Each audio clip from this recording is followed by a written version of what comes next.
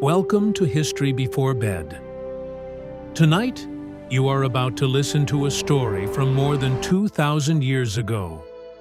A story about a powerful king, an ancient city surrounded by the sea, and an army that faced a problem that seemed almost impossible to solve. But stay with this story until the very end, because if you hear only part of it, you may never understand how Alexander the Great managed to attack a city that seemed protected by the entire Mediterranean Sea.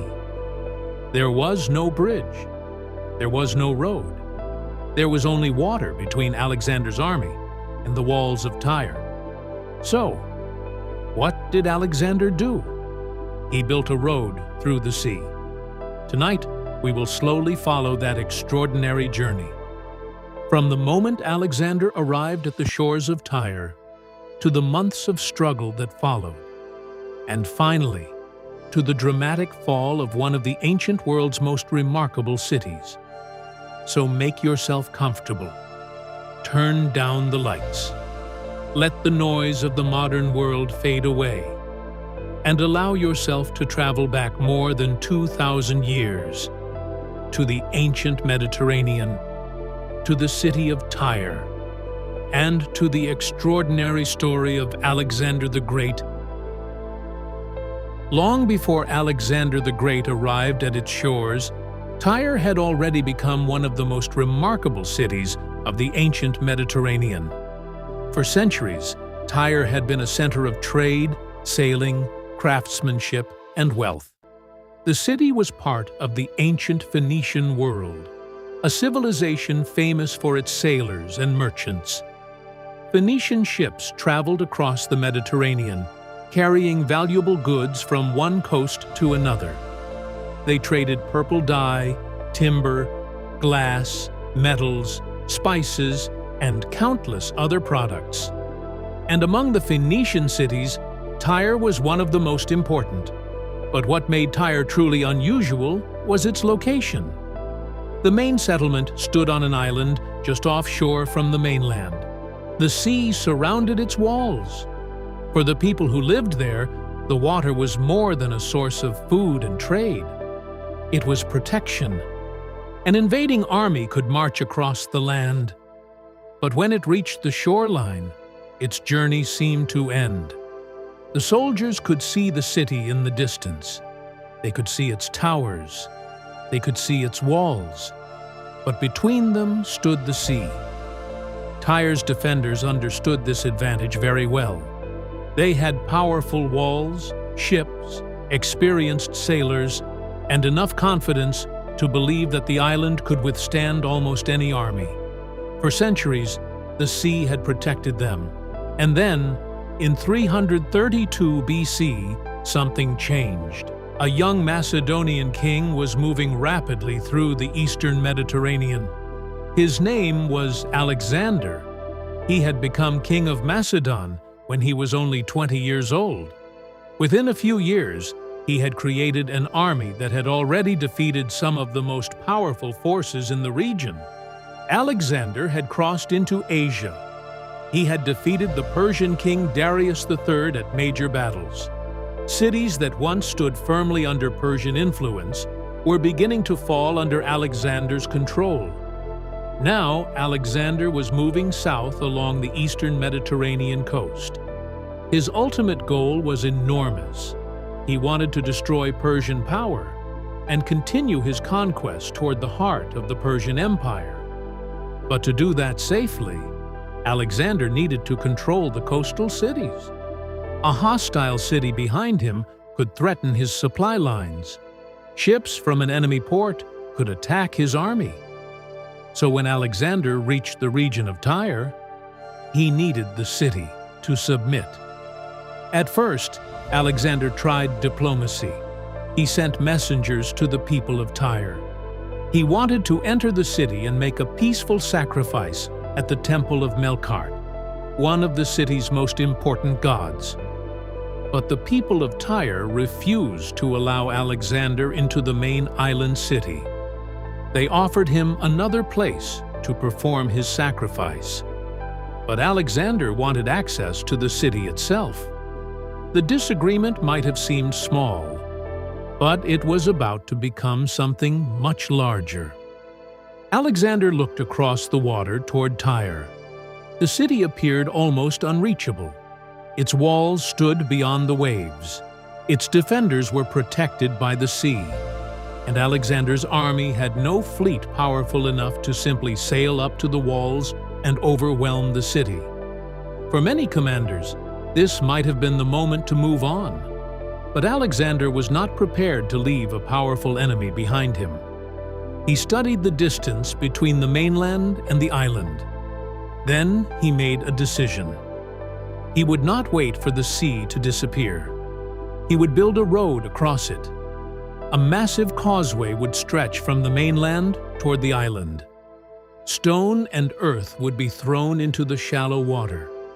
Timber would support the growing structure. Thousands of workers and soldiers would slowly push the construction farther into the sea. At first, the people of Tyre watched from their walls. Perhaps they laughed. Perhaps they believed the project was impossible. After all, how could an army build a road through the sea while being attacked from a fortified island? But Alexander had made his decision, and soon the quiet waters between the mainland and Tyre would become a gigantic construction site. The first stones entered the sea. The first pieces of timber were placed. And slowly, a path began to appear. Alexander's army had started building something that had never existed before. A road. Across the... At first, Alexander's plan seemed almost peaceful. There were no great battles, no armies charging toward one another.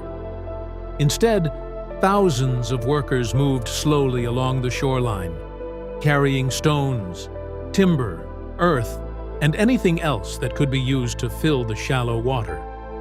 The goal was simple: build a road from the mainland to the island.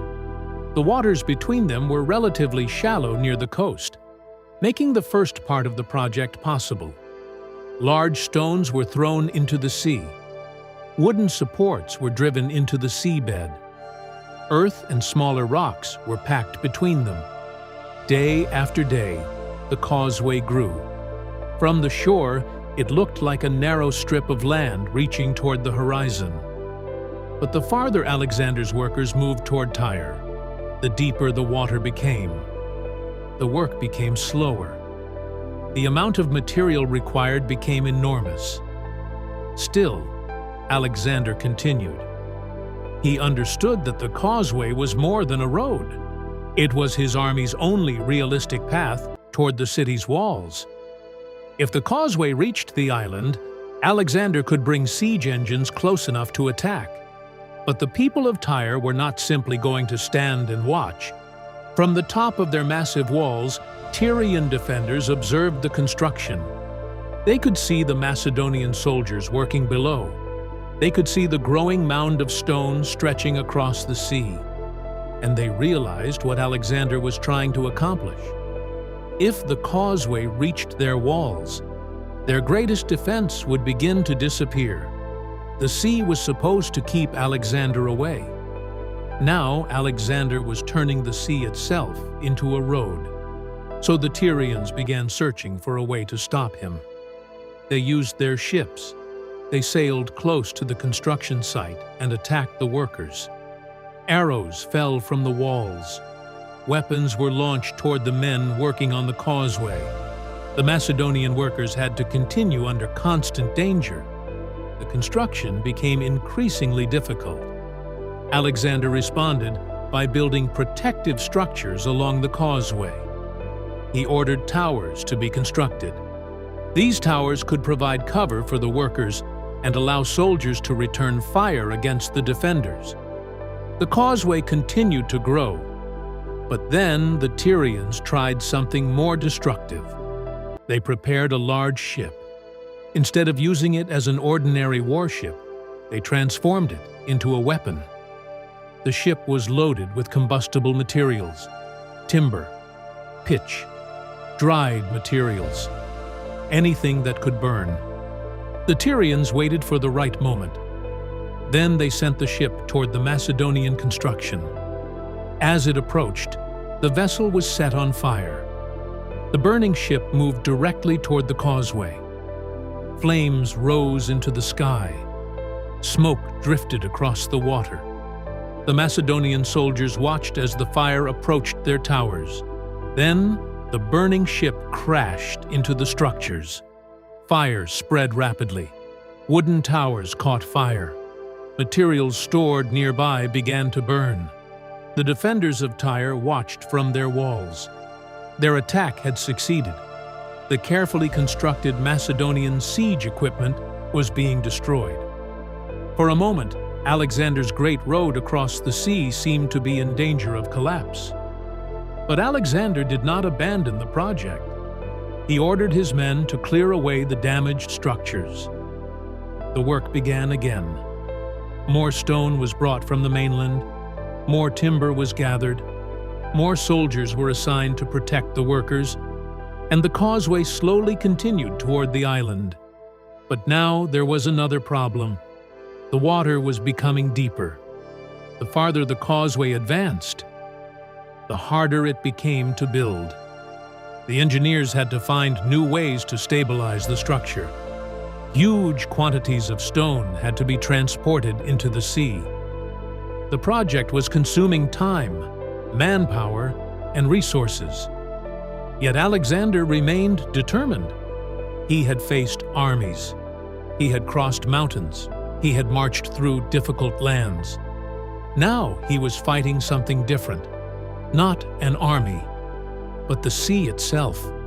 And the people of Tyre knew that if they could delay him long enough, perhaps Alexander would finally give up. But they underestimated one thing. Alexander was not known for giving up. The causeway continued to advance, slowly, day by day, week by week. The gap between Alexander's army and the walls of Tyre became smaller. The impossible road was becoming real, and as it approached the island, the causeway continued to grow. But with every passing day, the task became more difficult. Near the mainland, the water had been relatively shallow. The workers could stand in the water. They could place stones and timber with their hands. But farther from the shore, the sea became deeper. The Macedonian engineers had to build higher and stronger. Huge quantities of stone were carried toward the water. Trees were cut down. Timber was dragged across the shore. Thousands of men worked together, carrying, lifting, pushing, and repairing. Slowly, the causeway stretched farther toward Tyre. From a distance, it must have looked almost unreal. A road was appearing where the sea had once been, but the Tyrians were determined to destroy it. Their ships moved around the causeway. Their archers attacked the workers. Their defenders dropped heavy objects from the walls. Every time Alexander's men made progress, the Tyrians looked for another way to stop them. And then, the defenders discovered an important weakness. The causeway was becoming narrower as it moved toward the island. The deeper water meant that Alexander needed more material to continue. The construction also created a predictable path. The Tyrians could concentrate their attacks on the workers and siege towers moving along it. Alexander understood the danger. He needed protection, so he ordered massive siege towers to be built on the causeway. These towers were not ordinary structures. They were tall wooden machines designed to move toward the walls. From their upper levels, soldiers could fire arrows and other projectiles. They could also provide cover for troops working below. The towers slowly moved forward, but the Tyrians had prepared another surprise. They had constructed a large wooden structure on their walls. From a distance, it appeared harmless. But inside were heavy stones, ropes, and mechanisms designed to pull the siege equipment apart. When the Macedonian towers came close enough, the Tyrians attacked. Heavy objects crashed down. Structures were pulled and damaged. The defenders threw missiles toward the soldiers. The narrow causeway became a dangerous battlefield. Still, Alexander continued. His army had already invested too much to turn back. And Alexander understood something important. The longer the siege lasted, the more difficult it would become. His soldiers were far from home. Supplies had to be transported. The weather could change. Disease could spread. And Tyre had experienced sailors who knew the Mediterranean far better than many of Alexander's soldiers. So Alexander needed ships. But there was a problem. His own navy was not strong enough at the beginning of the siege. Fortunately for Alexander, the situation began to change. Several coastal cities that had previously supported the Persian Empire now came under his control. And with them came ships. One group after another began joining Alexander's forces. Phoenician ships arrived. Cypriot ships arrived. His naval strength grew. The balance of power at sea began to change. Tyre had once relied on its fleet to protect the city.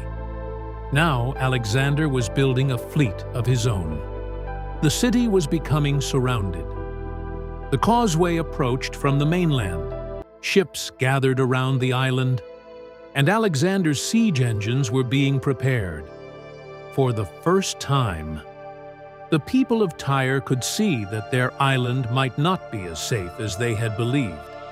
But they still had one enormous advantage: their walls. The fortifications of Tyre were massive. They had been designed to withstand attacks from armies and ships. The Macedonians could approach. But reaching the walls was one thing. Breaking through them was another. Alexander now faced the greatest challenge of the siege. He had to bring his siege machines close enough to attack. But the Tyrians had built their walls high above the sea. They could attack downward. The Macedonians had to fight upward. Every movement would be exposed. Every mistake could cost lives. Yet Alexander ordered the work to continue. The causeway was strengthened. The siege towers were repaired. The ships were positioned. And, slowly, the Macedonian army prepared for a final assault. But the people of Tyre were preparing too. They knew Alexander was coming, and they were ready to make him pay for every step. The sea had protected Tyre for centuries. Now the city was about to discover whether its walls could do the same. By now, the siege had changed completely. What had begun as a strange construction project on the sea had become a massive military operation. Alexander's army surrounded Tyre from the land. His growing fleet surrounded it from the water. And between the mainland and the island stood the enormous causeway. The road that had once seemed impossible was now almost touching the walls. Alexander's engineers had worked for months. Stone had filled the sea. Timber had been placed beneath it. The causeway had been widened and strengthened.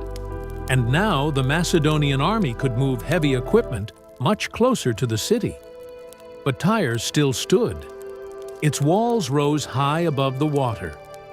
They were strong, thick, and difficult to reach. The defenders had prepared carefully. They had archers. They had sailors. They had experienced soldiers. And they had something perhaps even more important: confidence. They believed their city could survive. Alexander began positioning his siege machines. Some were placed on the causeway. Others were mounted on ships. The goal was to attack the walls from different directions. The Macedonian soldiers moved slowly. Every step brought them closer to the city. The Tyrians responded with arrows and projectiles. The sea around the island became crowded with ships. From the shore, Alexander could see the walls rising above the water. From the walls, the Tyrians could see the Macedonian army waiting below. For both sides, the moment was approaching. Then Alexander ordered his engineers to bring the siege towers forward. The towers moved slowly across the causeway. Their wooden wheels creaked under the weight. Soldiers stood inside. Archers waited above. The machines were designed to bring the Macedonians to the same height as the defenders on the walls. But Tyre was not defenseless. The defenders attacked the towers with missiles. Large stones fell from above. Burning materials were thrown toward the wooden structures. The Macedonian soldiers tried to protect themselves. The assault became a struggle of patience. Alexander could not simply rush forward. He needed to weaken the walls first. So his engineers began searching for vulnerable points. Ships were moved into position. Some carried large siege engines. These machines could launch heavy stones toward the walls. Others carried troops. The Macedonian fleet moved carefully around the island. The Tyrians fought back with their own ships. For a time, the waters around Tyre became a battlefield. Ships maneuvered between the causeway and the walls. Sailors shouted orders. Oars struck the water. Arrows flew across the waves. The Mediterranean itself seemed to have become part of the siege. But slowly, Alexander's advantage grew. His army was larger. His resources were greater. And now his navy was becoming stronger. The defenders of Tyre were still dangerous, but they were becoming increasingly isolated. No army was coming to rescue them. No powerful ally was appearing on the horizon. The Persian Empire, which had once controlled much of the region, was struggling to resist Alexander elsewhere. Tyre was beginning to stand alone, yet the people inside the city refused to surrender. They continued to defend their walls. They repaired damaged sections. They prepared new weapons. And they watched Alexander's army carefully. Every time the Macedonians moved closer, the Tyrians tried to push them back. Then Alexander changed his approach. Instead of attacking from only one direction, he began preparing assaults from several sides. His ships carried siege engines toward different sections of the walls. The causeway allowed his soldiers to approach from the mainland. The fleet blocked the city's harbors. Tyre was becoming surrounded. The city that had once been protected by the sea was now trapped by it. Still, the walls remained, and Alexander knew that the final stage would be the most dangerous. Breaking through a wall was never easy. Breaking through a wall surrounded by water was something else entirely. But Alexander had already committed himself. He had built a road across the sea. He had gathered a fleet. He had brought siege engines to the walls. Now there was only one thing left to do: break into Tyre. And as the sun disappeared over the Mediterranean that evening, the Macedonian soldiers prepared for another day of fighting. The city remained silent behind its walls. But for months, Alexander's army had waited outside Tyre. The causeway had grown across the sea. The Macedonian fleet had surrounded the island. Siege engines had been brought closer and closer to the walls. And yet, Tyre still stood. The defenders had resisted everything Alexander had thrown at them. But now, the situation was changing. The city was becoming increasingly isolated. Its harbors were blocked. Its defenders could no longer rely on the sea as an open escape route. Alexander's soldiers were everywhere, on the causeway, on the ships, around the island. The city that had once seemed unreachable was now surrounded. Alexander understood that the time had come for a final assault. His engineers prepared the siege machines. Large engines were positioned on ships. Others were placed along the causeway. The Macedonian soldiers prepared ladders, weapons, and protective equipment. The fleet moved toward the walls. Slowly, the ships approached. The Tyrian defenders saw them coming. They knew what this meant. The final battle had begun.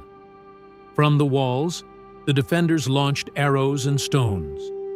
The Macedonian soldiers raised their shields. The ships continued forward. Some carried siege towers. Others carried soldiers ready to climb onto the walls. The water between the ships and the city became crowded. The sound of battle filled the air. For a moment, it seemed as if the entire Mediterranean had become a battlefield. Alexander's forces attacked from several directions. The Tyrians struggled to know where to concentrate their defense. If they moved soldiers to one section of the wall, another section could come under attack. If they focused on the causeway, ships could approach from another direction. Alexander had created exactly the situation he wanted. The city was being attacked from multiple sides at once. Then, a section of the wall began to weaken. The Macedonians had found a vulnerable point. Their siege machines continued striking. Stone after stone crashed against the ancient defenses. The wall shook. Pieces of stone fell into the sea. The defenders desperately tried to repair the damage, but the pressure was becoming too great. The Macedonians kept attacking, and finally, a breach appeared. For the first time, Alexander's soldiers had a way inside. The signal was given. Macedonian troops moved toward the opening. Ships approached the damaged section. Soldiers climbed. The defenders fought desperately. But the balance had shifted.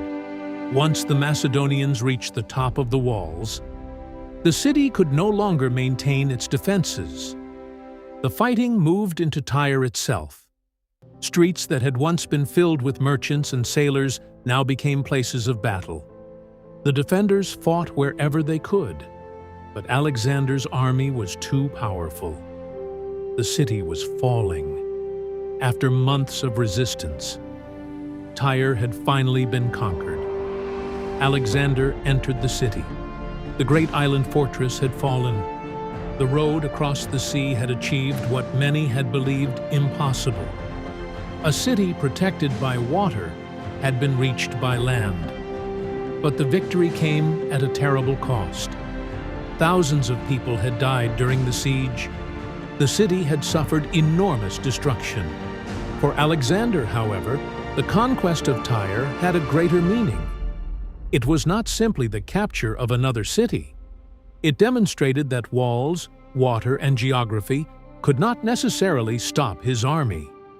Alexander had faced a problem, and instead of accepting the limits imposed by nature, he had changed the landscape itself.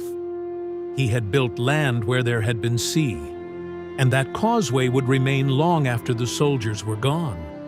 Even today, the geography of modern Tyre still reflects the ancient engineering project. The original island is no longer isolated in the same way. The ancient causeway gradually grew wider through the centuries as sand and sediment accumulated around it. A city once separated from the mainland by water became connected to the shore, and it all began with Alexander's decision in 332 BC. But Alexander's journey was far from over. Tyre had fallen, yet his army still had a long road ahead. Egypt was waiting. Persia was waiting. And beyond them lay an even greater dream. Alexander wanted to conquer the Persian Empire itself. The fall of Tyre had removed one of the greatest obstacles along his Mediterranean route, but it had also revealed something about Alexander that would define his entire career. When the battle for Tyre was over. The smoke slowly disappeared from the harbor. The noise of the siege faded, and after months of fighting, Alexander's army finally stood inside the city that had once seemed impossible to reach. But Alexander did not remain there for long. His eyes were already turned toward the next stage of his campaign. Tyre had been important for a reason. Alexander was moving deeper into the lands controlled by the Persian Empire. Every coastal city he secured made his position stronger. Every harbor he controlled made it harder for Persian forces to attack his army from the sea. And now, one of the strongest cities along the Mediterranean coast had fallen. Alexander could continue south. His next major destination was Egypt. The journey was not easy. The army moved through a harsh landscape. The sun was intense. Water was precious. Soldiers marched for long distances beneath the heat. But Alexander understood the importance of Egypt. Egypt was wealthy. It had fertile farmland. It controlled the Nile. And it had enormous symbolic importance in the ancient world. When Alexander entered Egypt, he was not simply arriving as another foreign conqueror. Many Egyptians had grown tired of Persian rule. Alexander was therefore welcomed by some local leaders as a liberator rather than an enemy. He moved through the country and eventually reached the ancient religious center of Siwa Oasis. There, according to ancient accounts, Alexander visited the famous oracle of Amun. What exactly was said to him remains uncertain. Ancient writers gave different versions of the story, but the visit became part of Alexander's growing legend. He continued to present himself not merely as a Macedonian king, but as a ruler with a special connection to the gods. Meanwhile, his army rested and prepared. The campaign was far from finished. Alexander still had to face the Persian king Darius III. Darius had not surrendered. He still commanded enormous resources, and the Persian Empire remained vast. So Alexander eventually left Egypt and turned east. The two kings would meet again. Their armies would gather, and the fate of the Persian Empire would be decided on another battlefield. But before that happened, Alexander's victory at Tyre remained one of the defining moments of his campaign. The siege had taught his soldiers an important lesson. Their commander would not allow geography to decide the outcome. If a city stood behind mountains, they would cross the mountains. If a desert stood in their path, they would cross the desert. And if an enemy city stood on an island, they would build a road to reach it. The causeway at Tyre became a symbol of Alexander's determination, but it also revealed something darker. Alexander's ambition had no obvious stopping point. Every victory created another opportunity. Every conquered city opened another road. And every new territory made the next goal seem possible. Soon, his army would travel farther east than most Greeks or Macedonians had ever imagined. They would cross the heart of the Persian Empire. They would reach places where the Mediterranean world was almost unknown. And Alexander himself would become more than a successful king.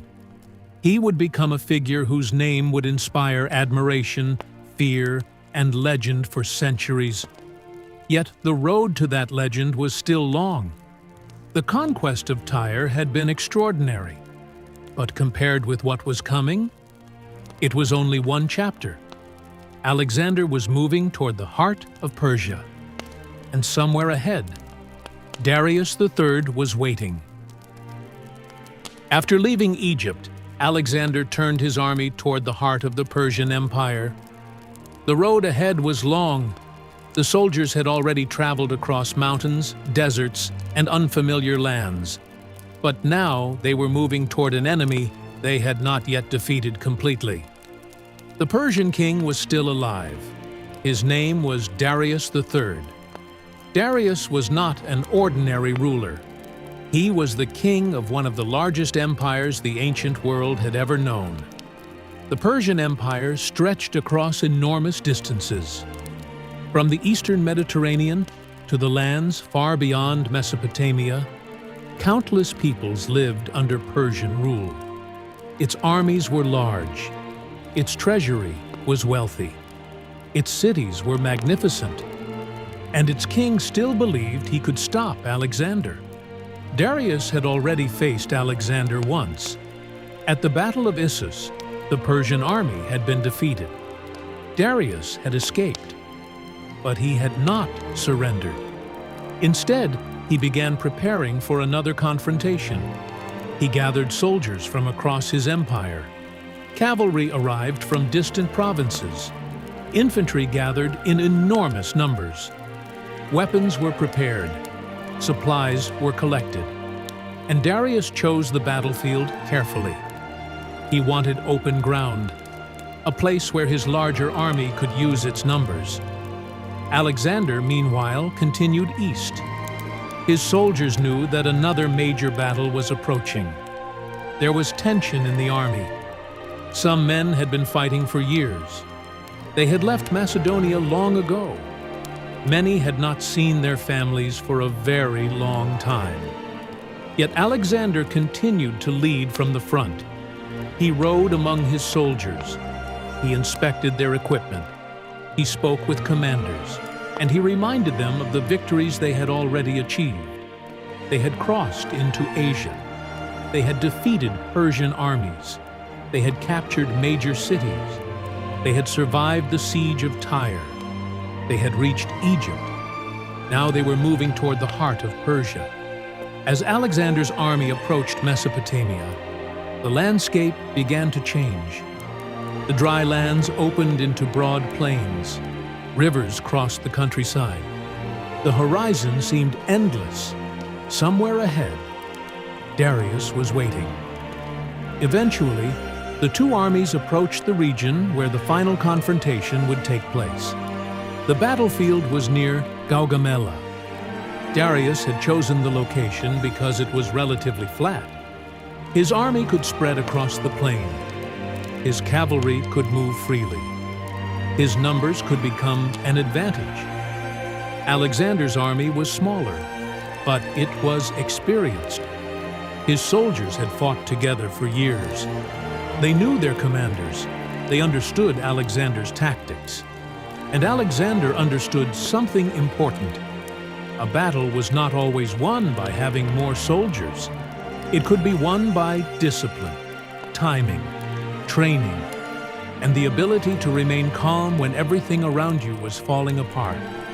The night before the battle, the two armies rested. On one side, thousands of Persian soldiers waited beneath the stars. On the other, Macedonian soldiers prepared their weapons. For Alexander, the coming battle was about more than defeating an army. If Darius was defeated again, the Persian Empire itself could begin to collapse. The next morning, the battlefield filled with soldiers. Standards rose above the armies. Horses moved restlessly. Weapons were prepared. And across the enormous plain, Alexander could see the Persian forces. The army of Darius was vast. Its lines seemed to stretch across the horizon. For a moment, the scale of the Persian army must have been overwhelming. But Alexander did not panic. He studied the battlefield. He studied the enemy. And he waited for the right moment. The battle began. Persian forces moved forward. Cavalry charged. The Macedonian line responded. Dust rose from the ground. The noise of thousands of soldiers filled the air. Yet Alexander was not simply attacking blindly. He was looking for an opening. He knew that Darius himself was somewhere within the Persian formation. If he could reach the king, everything could change. Alexander began moving his cavalry toward a vulnerable part of the Persian line. Darius watched. The Persian army shifted, and as the two forces moved, a gap slowly appeared. Alexander saw it. He understood what it meant. This was the moment he had been waiting for. He gave the order. The Macedonian cavalry surged forward. Alexander rode at the front. The Persian soldiers tried to stop them. but the attack was sudden and powerful. The distance between Alexander and Darius began to shrink. For the Persian king, the battlefield was becoming dangerous. His army was enormous, but the enemy king was moving directly toward him. The city had fallen. After months of resistance, the walls of Tyre had finally been breached. Alexander's soldiers had entered the island city, and the people who had once believed that the sea could protect them were now facing the full power of the Macedonian army. For Alexander, the victory was enormous. But the siege had not been easy. His soldiers had spent months building the causeway, fighting on the water, protecting siege engines, and attempting to break through walls that had stood for generations. The victory had required patience as much as strength, and perhaps that was the most remarkable part of the story. Alexander had not conquered Tyre in a single dramatic attack.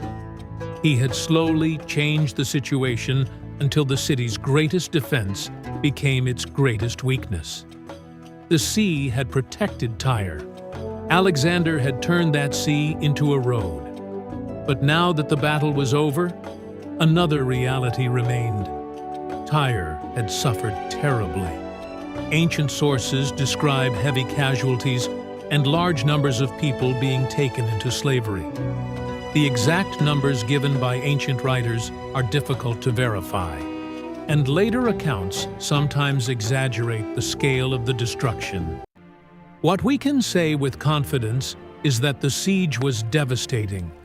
A wealthy maritime city had been transformed by war. Its harbor had been damaged. Its defenses had been broken. Its people had endured months of fear and uncertainty. And Alexander moved on. This was one of the striking characteristics of his campaign.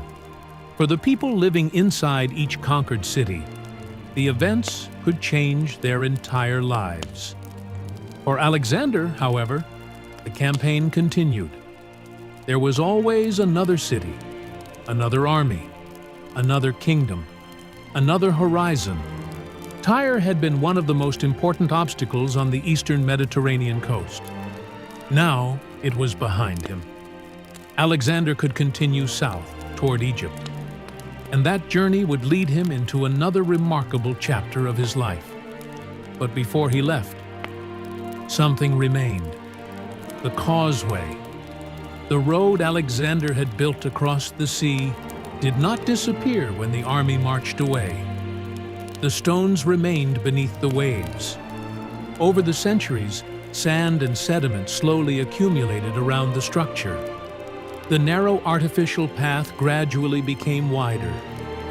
Nature continued the work that Alexander's engineers had begun. The old island became connected more closely to the mainland. And thousands of years later, the geography of modern Tyre still carries the memory of that ancient project. What began as a military necessity became a permanent transformation of the landscape. That is perhaps one of the most fascinating things about history. Armies disappear, kings die, cities change, but sometimes a decision made during a war leaves a physical mark that survives for centuries. Alexander's road through the sea was one of those marks. Yet Alexander himself was far from finished. His campaign had begun in Macedonia. He had crossed into Asia. He had defeated Persian forces. He had conquered cities along the coast. He had taken Tyre. And now, his ambitions were moving farther east. The Persian king Darius III still remained. The Persian Empire was still enormous, and Alexander wanted more. He wanted to destroy Persian resistance completely. He wanted to reach the heart of the empire. And perhaps, although he could not yet know it, he would eventually march farther east than any Macedonian army had gone before.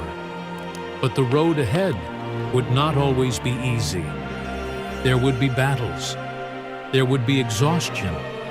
There would be disagreements among his own soldiers.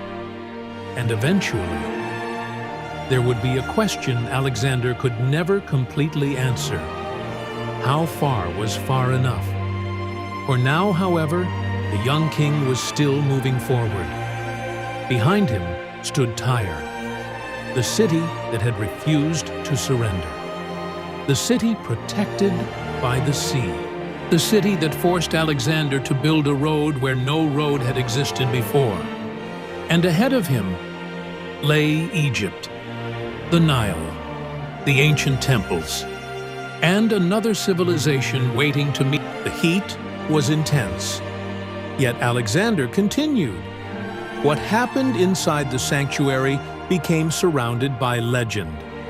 Ancient writers tell different versions of the story.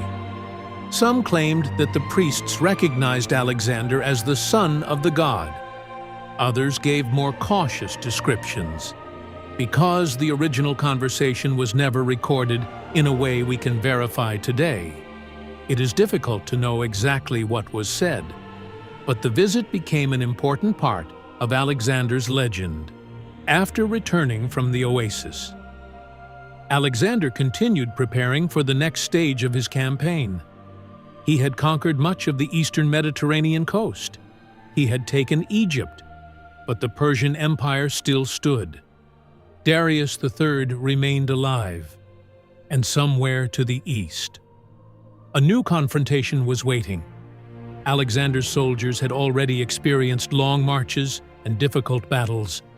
They had crossed mountains, they had fought beside rivers, they had endured the long siege of Tyre.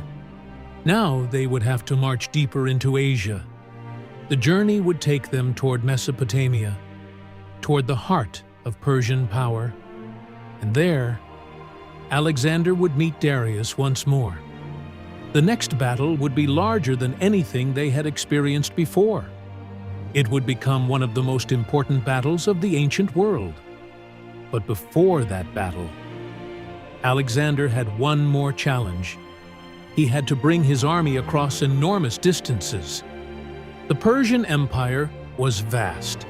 Its roads stretched for thousands of miles. Its cities were wealthy. Its armies were still powerful. And Darius had not forgotten his defeat at Issus. He was preparing. He was gathering soldiers. He was choosing a battlefield. And he was waiting for Alexander. The two kings were moving toward each other, one from the west, one from the east. Soon, their armies would meet again, and this time, the fate of the Persian. Alexander eventually left the shores of Tyre behind. His army continued toward the east, but the remarkable road he had built across the sea remained. At the time, it had been created for one purpose: war. Alexander needed a way to bring his soldiers and siege engines close enough to attack the walls. His engineers had designed it as a temporary military structure, but history had other plans. The causeway did not simply disappear when the siege ended. The stones remained beneath the water. Waves moved around them. Sand gathered along their edges. And slowly, over the centuries, nature began to transform Alexander's military construction. The narrow road became wider. Sediment accumulated. The coastline changed. Eventually, the ancient island of Tyre became connected to the mainland by land. Today, when people look at the geography of Tyre, it is easy to forget that the city was once separated from the mainland by water. But more than 2,000 years ago, that separation was one of the greatest advantages the city possessed, and Alexander changed it forever. This is what makes the Siege of Tyre so fascinating. It was not simply a story about one king defeating one city. It was a story about human determination overcoming geography. Alexander could not change the sea, so he changed the land. He could not make his army fly across the water, so he built a road. The decision was simple in concept. but extraordinary in scale. Thousands of workers had to move enormous quantities of material. Engineers had to understand the changing depth of the water. Soldiers had to protect the workers. Ships had to defend the construction. And all of this had to happen while the enemy was attacking from heavily fortified walls. The project required patience. It required organization. And above all, it required Alexander to believe that the impossible could become possible. That belief would follow him throughout his life. After Tyre, Alexander continued east. He would eventually defeat Darius III at Gaugamela. The Persian Empire would fall. Alexander would become ruler over an enormous territory. His armies would cross Central Asia. They would eventually reach the Indian subcontinent. His name would become legendary. But every great journey has a beginning. And sometimes, that beginning is not a great battle. Sometimes it is a decision made when everyone else sees an obstacle, and one person sees a possibility. At Tyre, the obstacle was the sea. The possibility was a road. And so Alexander built one. The story of Tyre also reminds us that ancient history was not simply about kings and armies. It was about engineers, workers, sailors, builders, farmers, merchants, and ordinary people whose lives were caught inside the decisions of powerful rulers. Alexander may have ordered the causeway to be built, but thousands of human beings actually built it. They carried the stones. They moved the timber. They repaired the damaged structures. They worked beneath the hot Mediterranean sun. They faced attacks from the city. And they continued even when the project seemed impossible. Their names were mostly forgotten, but their work survived. That is one of the strange things about history. We often remember the king, but forget the people who made his victories possible. We remember Alexander's name. We remember his battles. We remember the cities he conquered. But beneath the modern landscape of Tyre, a physical reminder of those forgotten workers still exists. The road through the sea. A road created more than 2,000 years ago by people who could never have imagined that future generations would still be talking about what they built. And perhaps that is the quietest lesson of this story. Empires disappear. Kings become memories. Armies eventually return to dust. But what people build sometimes remains. So tonight, as we leave ancient Tyre behind, imagine the Mediterranean once again. Imagine the island city rising above the waves. Imagine the walls covered with defenders. Imagine thousands of workers carrying stone toward the water. And imagine Alexander standing on the shore, looking across the sea, at a city he had been told could not easily be reached. Then imagine the first stones falling into the water. One stone, then another, then thousands more.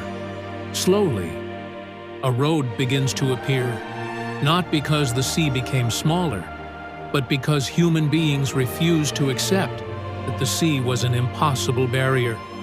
And that was the extraordinary story of Alexander the Great, and the road he built through the sea. The city of Tyre had once believed that the water would protect it forever. Alexander proved otherwise. More than 2,000 years later, the ancient road is still remembered, and the story still. The soldiers eventually left Tyre.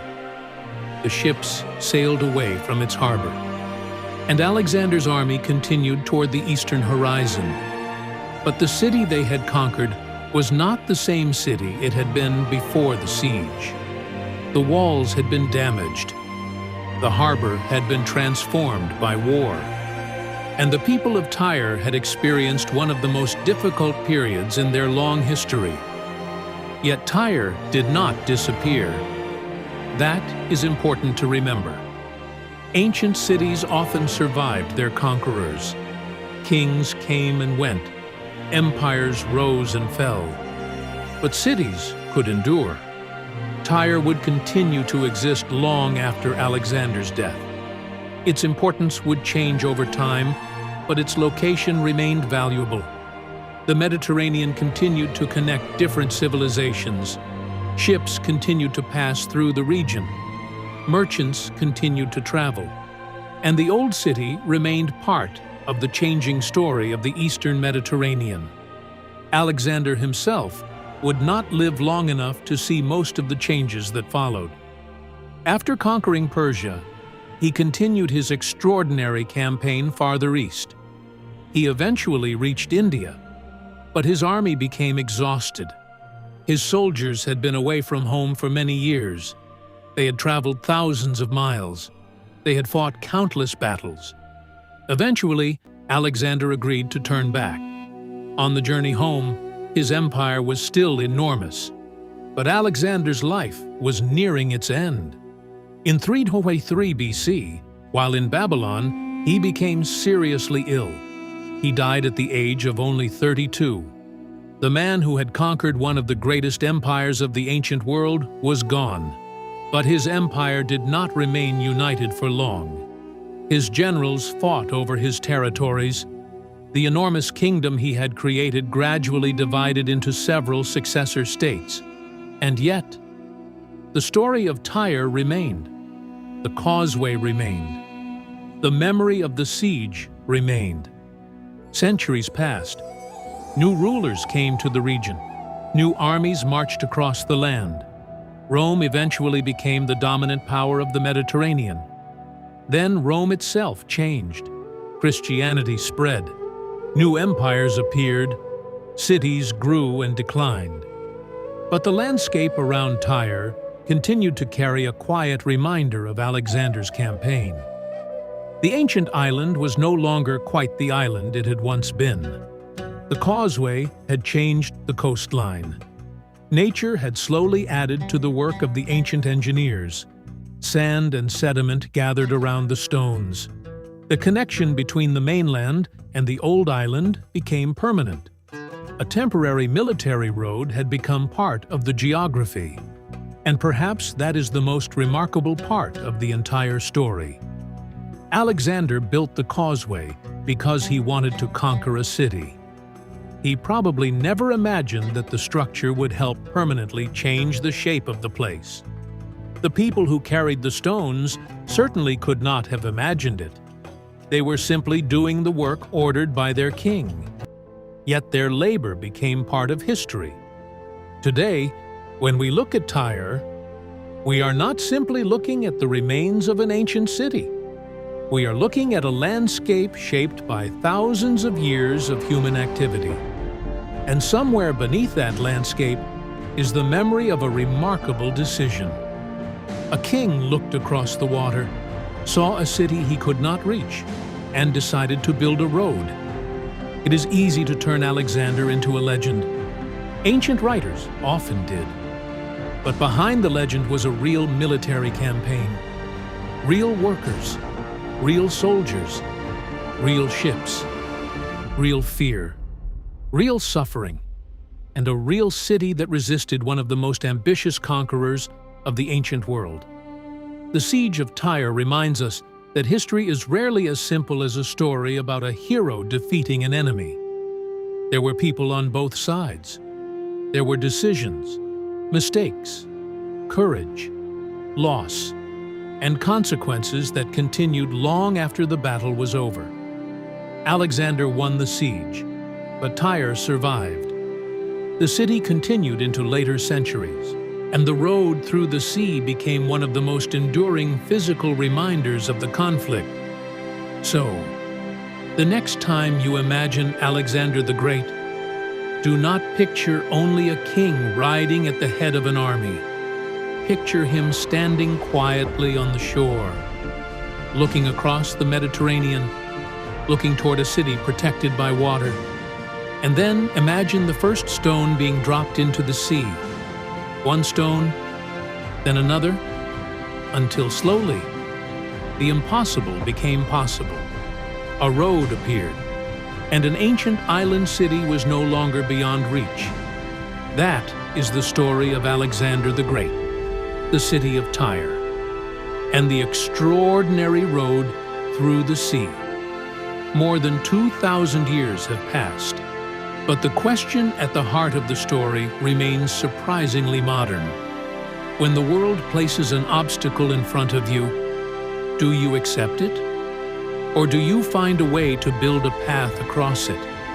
Tonight, we leave the ancient Mediterranean behind. The waves become quiet again. The soldiers are gone. The ships have disappeared beyond the horizon. And the old city of Tyre rests beneath the passing centuries. But the story remains. If you enjoyed this journey through the ancient world, subscribe to History Before Bed and stay with us for more forgotten stories, ancient mysteries, and remarkable events from the past. Close your eyes, relax, and join us again for another journey through history. History Before Bed, where the past comes alive, one story at a time.